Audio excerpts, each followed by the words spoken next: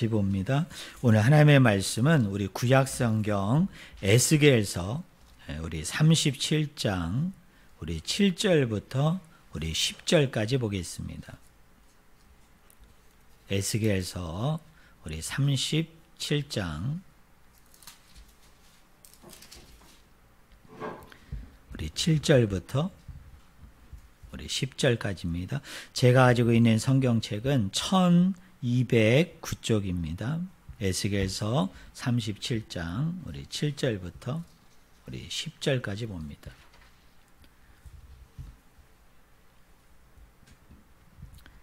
제가 읽겠습니다. 이에 내가 명령을 따라 대언하니 대언할 때에 소리가 나고 움직이며 이 뼈 저 뼈가 들어맞아 뼈들이 서로 연결되더라. 내가 또 보니 그 뼈에 힘줄이 생기고 살이 오르며 그 위에 가죽이 덮이나 그 속에 생기는 없더라. 또 내게 이르시되 인자야 너는 생기를 향하여 대언하라. 생기에게 대언하여 이르기를 주 여호와께서 이같이 말씀하시기를 생기야 사방에서부터 와서 이 죽음을 당한 자에게 불어서 살아나게 하라 하셨다 하라. 이에 내가 그 명령대로 대언하였더니 생기가 그들에게 들어가매 그들이 곧 살아나서 일어나 서는데 극히 큰 군대더라. 아멘. 오늘 읽은 본문 말씀을 가지고 마른 뼈들의 환상이란 제목으로 같이 하나님의 말씀을 우리가 나누기를 원합니다. 이 에스겔서는 에스겔 선지자가 하나님의 신에 감동이 되어져서 하나님께 말씀을 받아서 그 예언한 내용들로 쭉 이루어져 있습니다. 근데 이 에스겔이라는 선지자가 어디에서 언제 이 예언을 받았느냐, 이 메시지를 받았느냐, 그가 25살에 여러분 바벨론에 유배돼 가지고 5년이 되던 해, 그의 나이가 그러면 몇 살입니까? 30살에 자기의 사랑하는 동포, 자기의 사랑하는 가족들이 그 운하 건설 공사에 동원이 되어서 노동을 하고 있는 그 그발 강가에서 하나님께서 이상들을 보여줍니다. 또 하나님께서 꿈들을 보여주시는데요. 그 이상들과 꿈들을 쭉 기록해 나가고 있는 것이 이 에스겔서 전체의 내용입니다. 특별히 이 에스겔서 37장은 또 언제 주어진 말씀이냐면은 이 에스겔이 포로로 있을 때에 소문을 듣게 되어집니다. 그 소문이 뭐냐면 바벨론 군대에 의해 가지고 예루살렘 성전이 하나도 남김없이 다 무너졌다는 얘기를 들어요. 다 해파되어졌다는 얘기를 듣습니다. 그리고 예루살렘을 그 도시를 쌓고 있었던 그 성벽들, 그것들이 하나도 남김없이 다 무너졌다는 거죠. 다 여러분 멸절되었다는 그 소식을 들은 직후에 하나님께서 보여주신 이상입니다. 하나님이 보여주신 꿈인데요. 이것이 일명 뭐냐면 한번 따라해 보실래요? 마른 뼈들의 환상. 우리 한 번만 더 해볼까요? 마른 뼈들의 환상이라는 이상입니다. 마른 뼈들의 환상이라는 그 꿈을 꾸게 되고요. 그 이상, 그 꿈을 보고 나서 여러분 기록한 것이 오늘 본문 말씀의 내용입니다. 우리가 읽지는 않았습니다만 거기 1절과 2절에 보면 이렇게 시작합니다. 여호와께서 권능으로 내게 임재하시고 그의 영으로 나를 데리고 가서 골짜기 가운데 두셨는데 거기 뼈가 가득하더라. 나를 그 뼈 사방으로 지나가게 하시기로 본즉 그 골짜기 지면에 뼈가 심이 많고 아주 말랐더라 라고 말합니다. 하나님의 신, 여러분 성령에 의해서 이 에스겔을 인도해요. 여러분 에스겔을 데리고 갑니다. 이 에스겔이 성령의 인도에 따라서 하나님의 영의 인도에 따라서 도착한 곳이 어디입니까? 어떤 골짜기에 도착하게 돼요. 그래서 그 골짜기를 지나가면서 아마 이 에스겔이라는 선지자가 이 주변을 싹 살펴보니까 그 주변에 셀 수 없는 그 무수한 많은 뼈들이 여러분 그 계곡에 있는 것을 여러분 이 에스겔 선지자가 발견하게 됩니다. 여러분 그 뼈가 의미하는 바가 뭘까요? 여러분 그 뼈가 에스겔 선지자에게 얘기하는 것이 뭘까요? 그 뼈는 바로 누구입니까? 이 바벨론 포로로 끌려와서 그런 심한 노역과 또 여러 가지 이런 고통과 아픔 가운데 속에서 거의 이제 너덜나는 정말 그 시간이 한두 해도 아니고요.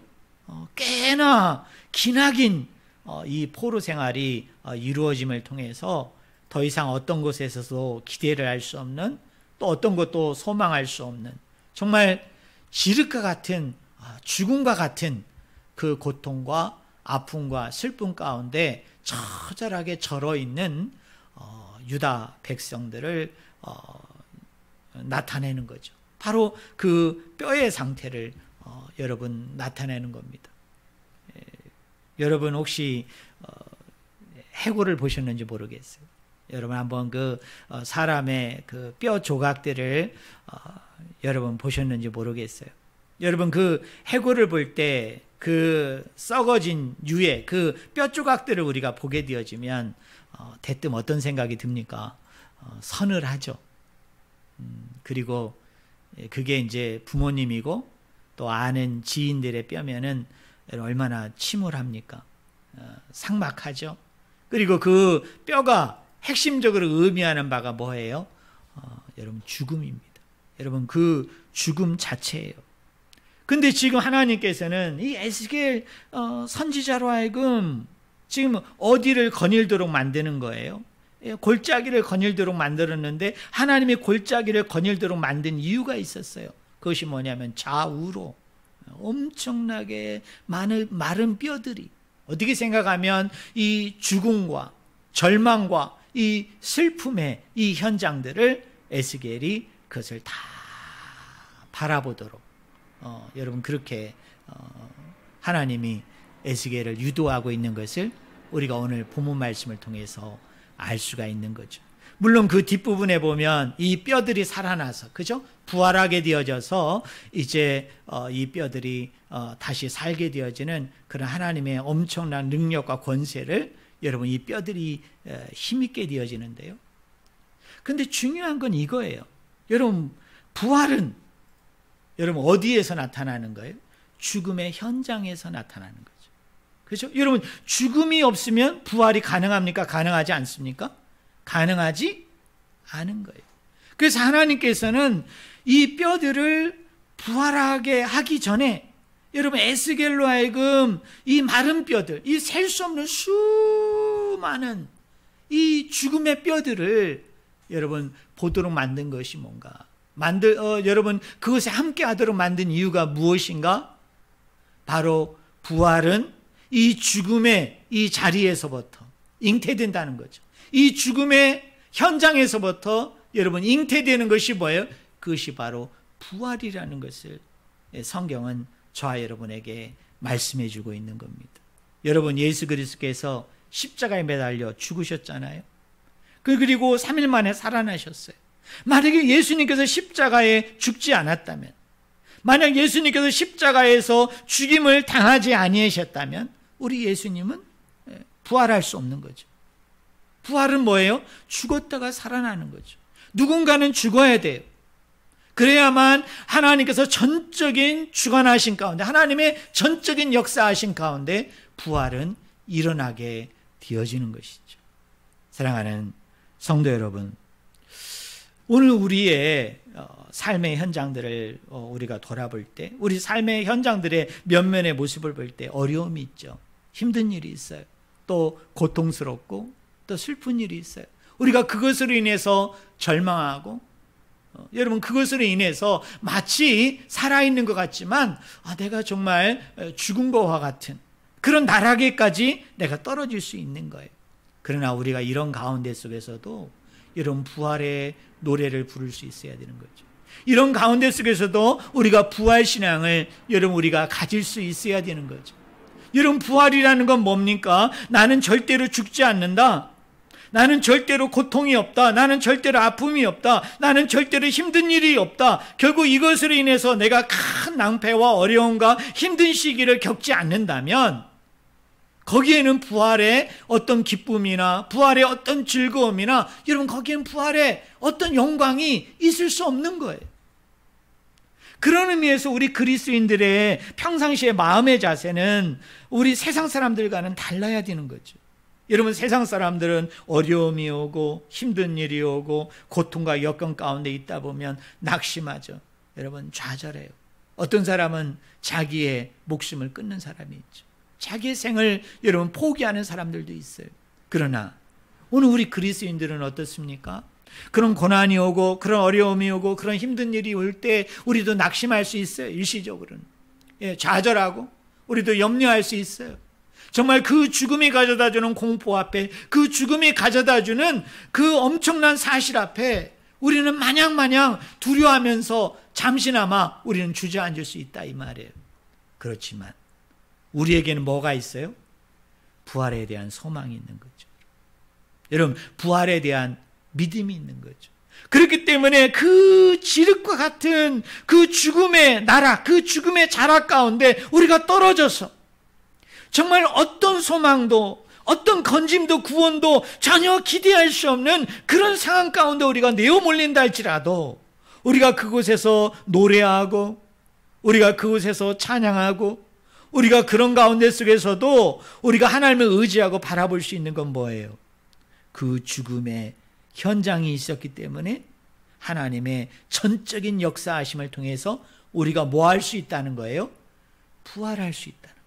그 믿음, 그 신앙이 있기 때문에 우리가 그렇게 노래하고 여러분 찬양할 수 있는 거 아닙니까? 특별히 요한계시록에 보면 그런 말이 있잖아요.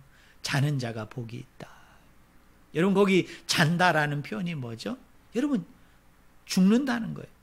여러분 죽은 자가 복이 있다는 거예요. 여러분 이거 세상 사람들이 들으면 이게 이해가 되는 거예요.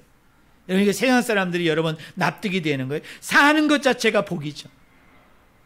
그런데 성경은 뭐라고 얘기하느냐 하면 역설적으로 죽음 자체가 복이라는 거예요. 자는 것 자체가 복이라는 거예요. 왜요? 부활의 영광에 이르게 되기 때문에. 여러분 부활의 그 찬란한 아버지의 그 영광 가운데 내가 이르게 되기 때문에 많은 이 초대교회 성도들이 예수 그리스도를 믿는다는 이유 때문에 맹수에 의해서 죽임을 당하고 어떤 사람은 기름가마에 던져져서 여러분 죽임을 당하고 어떤 사람은 여러분 횃불에 던져져 가지고 여러분 그 궁전을 밝히는 여러분 그 길을 밝히는 그 불쏘시개로 그 제물로 여러분 드려짐에도 불구하고 그들이 그런 가운데 속에서도 노래하고 찬양하고 숙연하게 담대하게 예수 그리스도를 부인하지 않고 배반하지 않고 그 죽음을 여러분 맞닥뜨리면서 여러분 그 죽음을 받아들일 수 있는 이유가 뭐이겠어요? 내가 죽자마자 뭐 할 것을 그들은 믿은 거예요? 부활할 것을 믿은 거죠.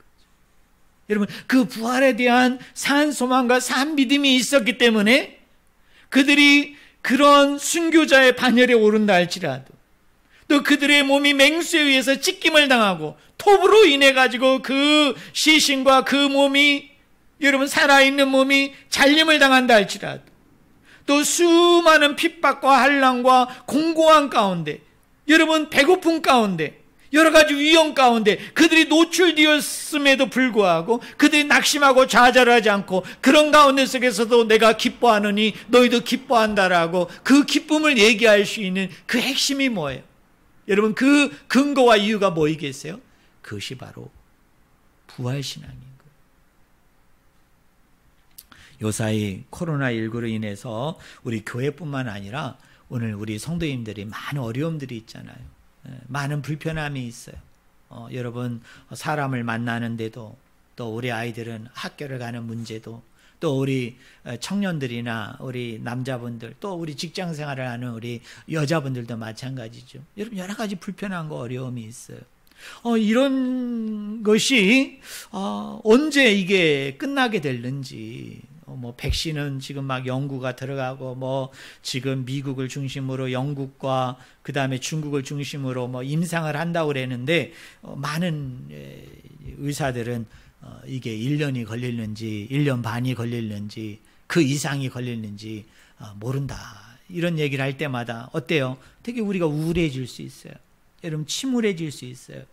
야, 이게 언제까지 이렇게 가야 되나, 이런 불편함을 우리가 언제까지 안고 가야 되나.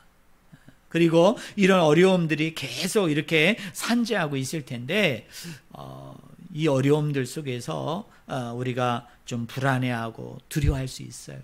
근데 저는 이 상황이 정말 우리가 정말 제대로 된 신앙을 가지고 있는가, 정말 이 상황들이 정말 우리가 건강한 신앙을 가지고 있는가, 저는 테스트를 받는, 저는 시험의 순간이라고 생각을 하는 거예요.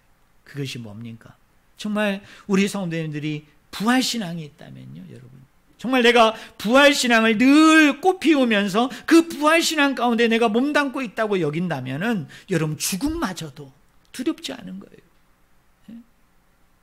어떤 전염병에 의해서, 어떤 나쁜 세균에 의해서 내가 감염이 돼서 정말 육신적으로 정신적으로 내가 엄청난 그 피폐함 가운데 내가 놓인다 할지라도, 정말 그 고통의 그 연속의 과정은 참 힘들고 어렵고 버거운 것이지만, 그런 가운데 속에서도 내가 생을 포기하지 않고 그 균들과 그 병들과 끝까지 마지막까지 설사 내가 죽는다 할지라도 내가 이것에 의해서 지지 않을 이유는, 넘어지지 않을 이유는 우리 안에 뭐가 있어요? 여러분, 부활신앙이 있다면, 여러분, 우리가 이것을 극복할 수 있는 거죠. 여러분, 이것을 이겨낼 수 있는 거예요. 우리가 어떤 처지와 어떤 상황과 어떤 곳에 내어몰림을 당한다 할지라도 우리가 그곳에서 노래하고 찬양하고, 비록 그것이 엄습해서 내가 내일 당장 죽는다 할지라도 어떻습니까? 그런 가운데 속에서도 내가 부활에 대한 산소망과 믿음이 있다면 그 속에서도 내가 하나님을 노래할 수 있는 거죠. 여러분, 하나님을 찬양할 수 있는 거죠. 저는 우리 성도님들이 그런 부활신앙을 갖는 저와 여러분이 되기를 예수 그리스도의 이름으로 간절히 축원을 드립니다. 오늘 3절에 보면 이렇게 얘기합니다. 그가 내게 이르시되, 인자야, 이 뼈들이 능히 살 수 있겠느냐 하시기로 내가 대답하되, 주 여호와여, 주께서 아시나이다 라고 말합니다.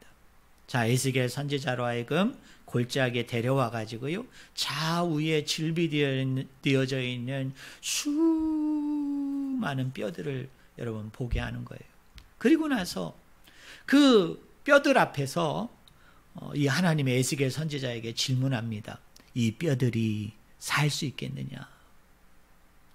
이 뼈들이 능히 살 수 있겠느냐? 그랬더니 여러분, 에스겔 선지자의 대답이 뭐예요? 주 여호와여, 주께서 아시나이다 라고 얘기합니다. 여러분, 이 대답이 긍정적인 대답일까요? 여러분, 이 대답이 부정적인 대답일까요? 정말 에스겔 선지자가 이 뼈들이 능히 살 수 있겠느냐, 이 말은 이런 말 아닙니까? 이 뼈들이 능히 살 수 있는 걸 네가 믿느냐? 네가 아느냐? 네가 내 앞에서 이 뼈들이 살아난다고 외칠 수 있느냐? 야, 고백할 수 있느냐? 이 얘기잖아요. 마치 이 뼈들이 지금 유다 백성들이잖아요. 근데 지금 바벨론 포로로 끌려가지고 지금 1, 2년을 지낸 게 아니에요. 꽤 많은 시간이 지났다고요. 여러분, 유다 백성들이 처음에 포로로 끌려왔을 때는 무슨 생각을 할까요? 지금은 내가 이렇게 포로로 끌려와서 말로 다 할 수 없는 노역을 통해서 내가 이렇게 힘들고 고통 가운데 어려운 가운데 있지만은 몇 년이 못 돼서, 몇 날이 못 돼서 내가 고국으로 돌아갈 거야. 우리 이스라엘 민족이 바벨론을 다 물리치고 이스라엘의 왕과 군대가 와서 나를 데려갈 거야. 어느 정도 소망이 있을 수 있어요. 그죠? 여러분 희망의 노래를 부를 수 있단 말이에요. 그런데 그게 5년이 지나고 10년이 지나고 20년이 지나고 이렇게 마냥 세월이 흐르다 보면 어떻게 됩니까? 사람이 그걸 포기하게 되죠. 그걸 내려놓게 되잖아요. 야, 이제 우리나라는 끝났다. 이제 우리나라는 안 되는가 보다. 또 지금 중간에서 들어온 소식은 뭐예요? 예루살렘 성전이 다 무너졌대요.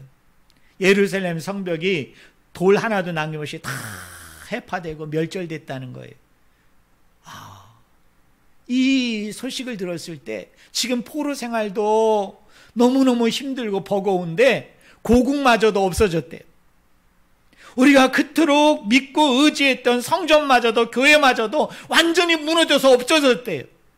그 상황에서 이 이스라엘 백성들이 여러분 직면했던 그것을 우리가 한번 상상을 해보란 말이에요. 그거를 알고 있는 에스겔에게 하나님이 나타나서 물어요. 이 뼈들이 능히 살겠느냐? 이 뼈들이 능히 살아날 걸 네가 믿느냐? 다른 말로 얘기하면 내가 너희들을 고국 본토로 돌아가게 할 것인데 내가 돌아가게 한다고 그러면 너 그거 믿을래? 지금 바벨론에 의해서 예루살렘 성전이 무너지고 예루살렘 성벽이 무너져가지고 그곳에 있는 모든 사람들이 다 괴멸되고 사멸되어졌다는 얘기를 네가 들었는데 내가 그 예루살렘 성전을 회복하고 내가 그 예루살렘 성벽을 회복하고 내가 그 국권을 회복하기를 원하는데 내가 회복할 수 있는데 네가 그걸 믿느냐? 이 질문이잖아요. 그러니까 에스겔 선지자가 뭐라고 얘기하느냐면 이렇게 대답을 하는 거예요. 주 여호와여, 주께서 아십니다. 이 말은요, 긍정적인 대답이 아니라 애석하게도 부정적인 대답인 거예요. 근데 사실은 이 뼈들이 능히 살 수 있겠느냐라는 이 질문은 하나님의 질문이 지금 주어진 것이지만 이 질문은 에스겔 선지자의 이 마음 중심에, 마음 한복판에, 저 마음 깊숙한 곳에 늘 가지고 있었던 질문이겠죠. 여러분 그렇지 않아요? 자, 포로로 끌려와서 한 달, 두 달, 세 달 지나면서 몇 년이 지나가면서 이 에스겔 선지자가 마음속에 늘 질문을 할 거 아니에요. 우리나라가 회복이 될 수 있을까? 우리가 다시 고국으로 돌아갈 수 있을까? 내가 하나님을 믿기는 믿는데 내가 하나님을 의지하고 바라보는데 1년이 지났는데도 안 돼. 5년이 지났는데도 안 돼. 10년이 지났는데도 안 돼. 그러면 우리의 저 내면의 깊은 곳에서부터 뭐가 일어나요? 무슨 생각이 일어나겠어요? 이 뼈들이 진짜 살 수 있을까? 이 뼈들이 정말 살아나는 게 가능할까? 우리가 본토 고국으로 하나님께서 주관하시고 하나님이 역사하시고 은혜를 주셔서 우리가 돌아가는 것이 가능할까? 여러분 이런 의구심, 이런 부정적인 생각들, 부정적인 마음들이 여러분 에스겔 선지자라고 그 마음 가운데 없었겠어요? 그걸 하나님이 물으시는 거예요. 사랑하는 성도 여러분, 이거는 에스겔 선지자만의 문제가 아니죠. 오늘 우리들도 그렇지 않습니까? 우리들도 어떤 어려움이 오고 어떤 힘든 가정들이 오면은 처음에는 그렇게 여호와를 의지합니다. 여호와를 바라봅니다. 여호와를 향해서 우리가 부르짖어요. 하나님 나를 구원해 주세요. 하나님 이 모든 문제를 말끔히 해결해 주세요. 정말 하나님의 뜻이라면 하나님 이 병 가운데 내가 나음을 얻기를 원합니다. 우리 하나님 앞에 매달리고 소원하죠. 그런데 이게 한 달이 지나요. 1년이 지나요. 수년이 지나는 가운데 이게 도무지 해결될 기미가 안 보여요. 나을 기미가 안 보인다고요. 그러면 우리 마음 가운데 그런 질문들이 일어나게 되는 거죠. 하나님이 살아계신 것은 내가 믿는데, 하나님이 살아계신 것은 있는 것 같은데 내가 이 병에서 나을까? 내가 이 상황에서 좀 노임을 받을 수 있을까? 내가 이 문제를 해결받을 수 있을까? 라는 질문들이 계속 우리의 마음 깊숙한 곳에서 어때요? 계속 여러분 생기지 않겠느냐라는 거예요. 특별히 요사이 우리 코로나19로 인해서 우리가 이렇게 어려움을 겪다 보니까 저도 그런 생각이 드는 거죠.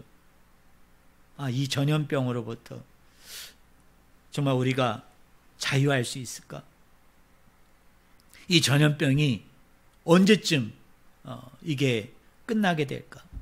또 그런 막연한 두려움이 생기는 거예요. 뭐냐면 이 전염병이 해결되었다고 해서 이거와 유사한 아니 또 다른 전염병이 오지 않는다는 보장이 있을까?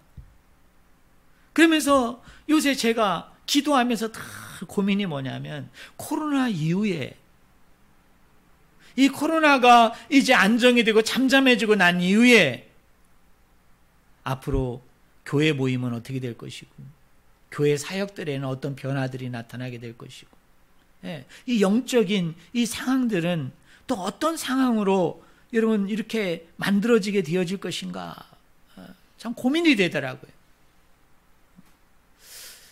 좀 어려운 시대를 맞이하겠다.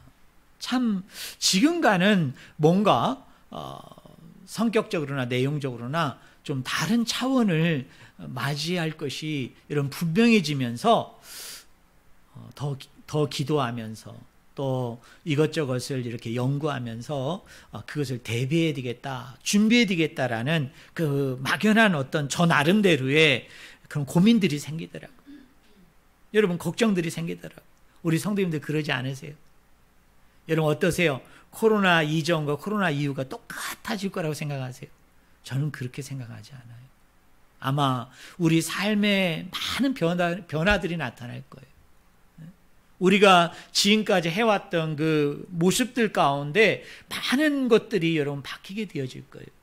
여러분이 신앙생활하고 믿음생활하는 것도 그냥 내가 교회 열심히 나가면 되지, 그러면 그럴수록 내가 더 기도하면 되지, 더 말씀 열심히 보면 되지, 여러분 그 정도는 아니라고 저는 생각이 되는 거예요.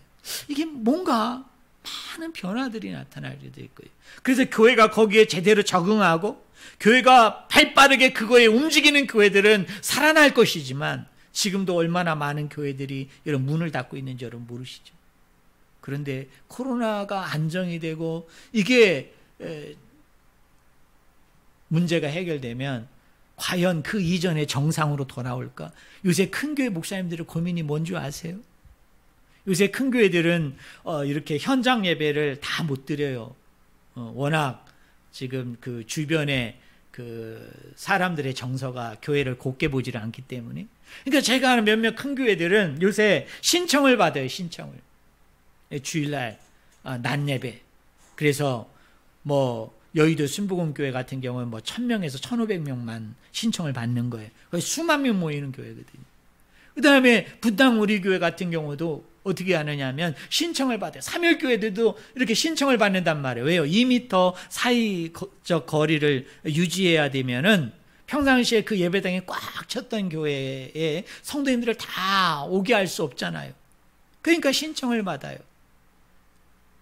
그런데 놀라운 건 뭐냐면 그 신청자들이 다 차지를 않아요.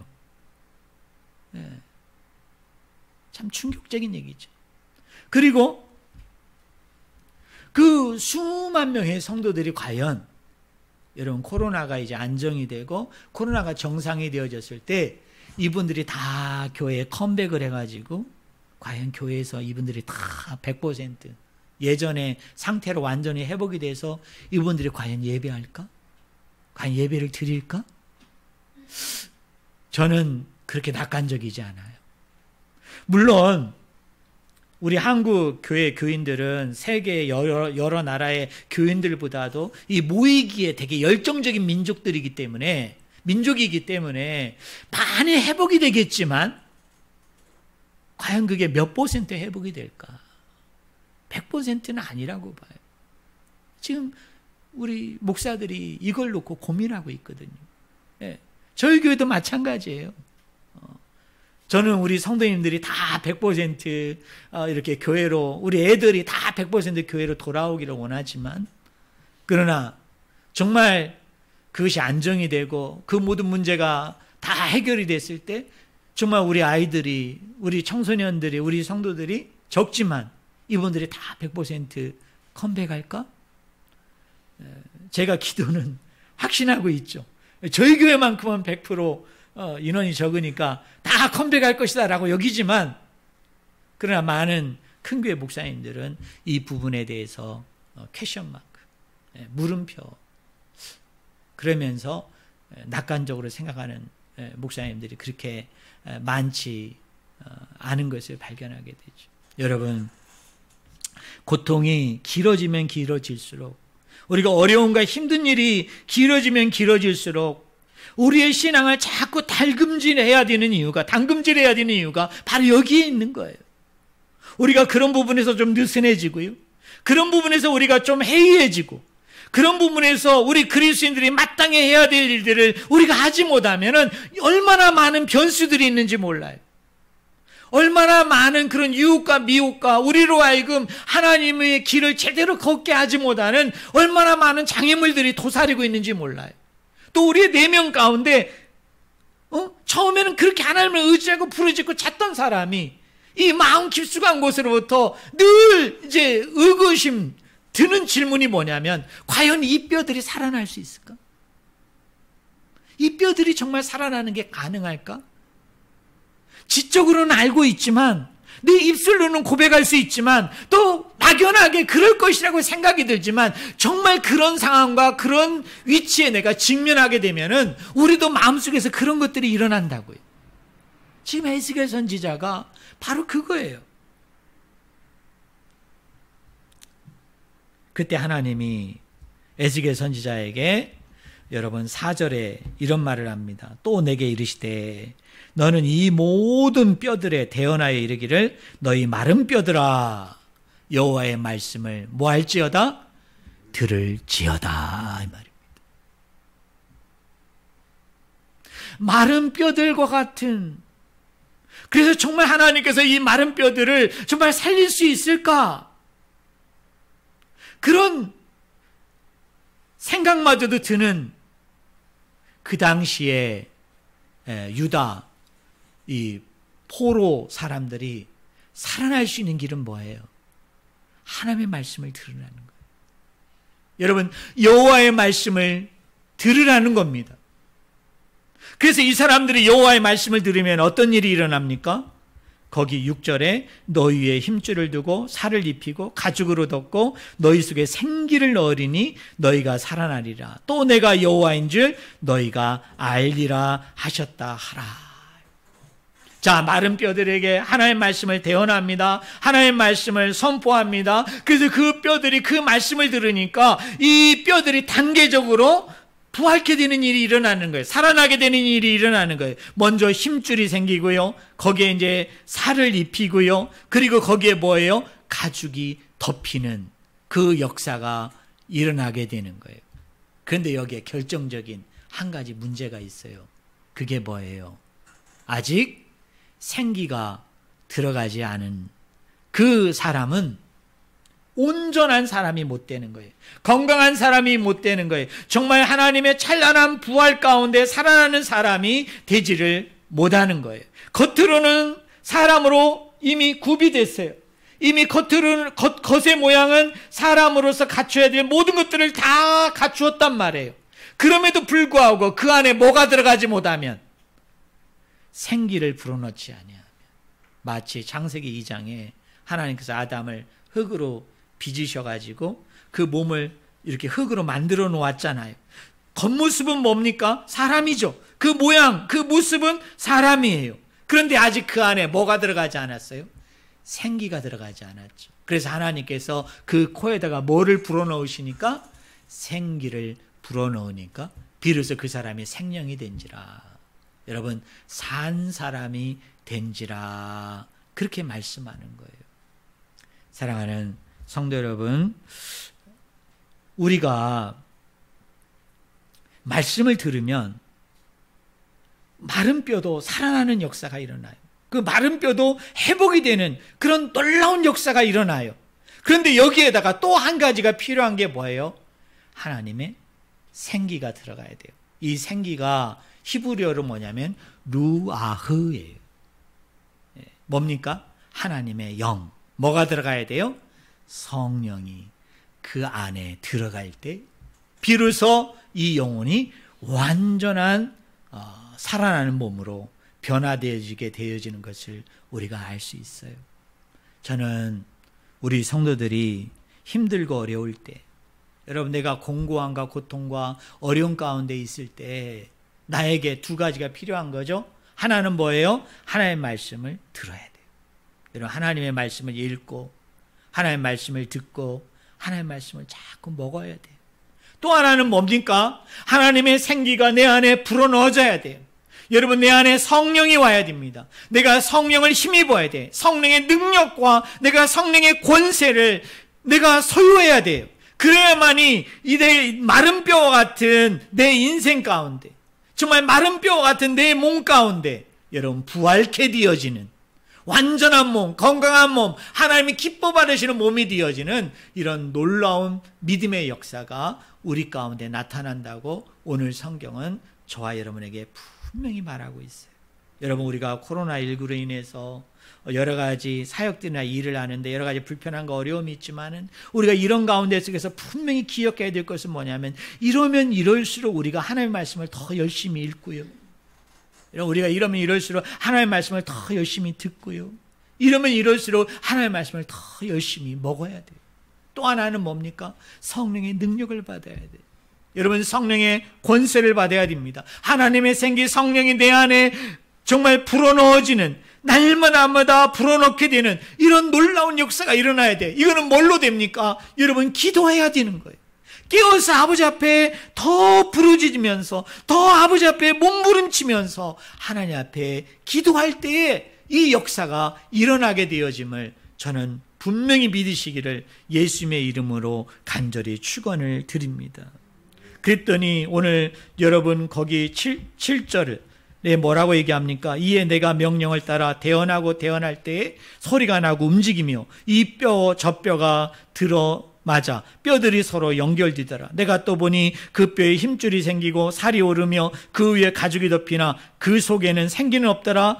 또 내가 이르시되 인자야 너는 생기를 향하여 대언하라. 생기에게 대언하여 이르기를 주 여호와께서 이같이 말씀하시기를 생기야 사방에서부터 와서 이 죽음을 당한 자에게 불어서 살아나게 하라 하셨다 하라. 10절 이에 내가 그 명령대로 대언하였더니 생기가 그들에게 데려가매 그들이 곧 살아나서 일어나 사는데 극히 뭐하더라?